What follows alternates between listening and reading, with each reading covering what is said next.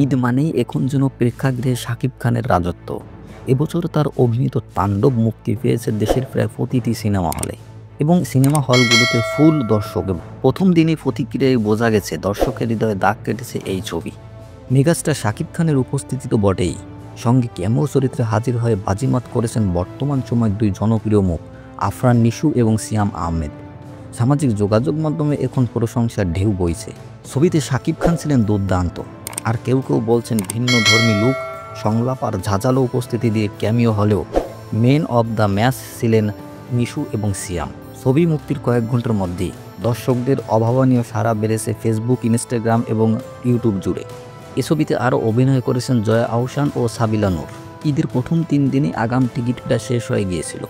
দেশ জুড়ে 139টি প্রেক্ষাগৃহের মধ্যে 133টিতে তাণ্ডব মুক্তি পেয়েছে। সব জায়গা থেকে প্রশংসার বন্যা বইছে। প্রথম দিনে সিনেপ্লেক্সও 28টি শো হয়েছিল, দ্বিতীয় দিন থেকে বাড়িয়ে তা 35টি করা হয়েছে। সব মিলে বলা যায় ঈদের প্রেক্ষাগৃহে তাণ্ডব শুধু সাকিবের নয়, বরং সিনেমারও